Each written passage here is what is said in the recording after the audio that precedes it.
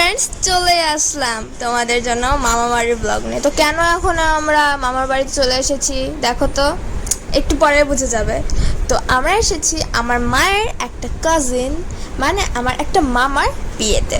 তো দেখো, গায়ে হলুদের জন্য সুন্দর করে শাড়ি পরেছে ফ্রেন্ডস। শাড়ি কেমন লাগছে অবশ্যই কমেন্টে জানাবে, ঠিক আছে?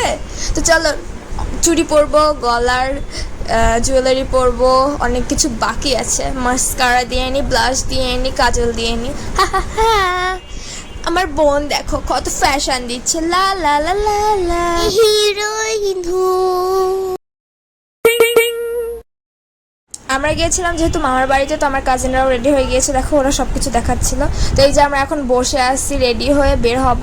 তো তারপর আমরা কিছু ছবি তুলে নিলাম মামাদের ছাদে। যে কেমন হয়েছে ছবিগুলো অবশ্যই বলবে।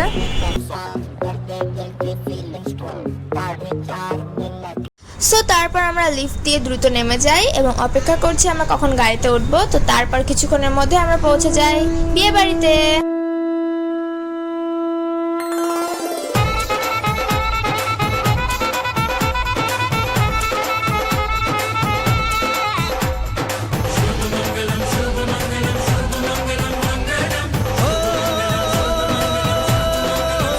এসেই অ্যাট ফার্স্ট আমরা দেখি যে জল আনতে যাওয়ার জন্য সবাই রেডি।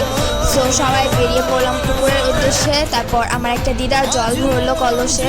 তারপর সবাই একটা জায়গায় গোল হয়ে কথা বলছিল। তারপর বাকিরা আসার পর আমরা চলে আসলাম যেখানে মামার গায়ে হলুদ দেওয়া হবে সেখানে।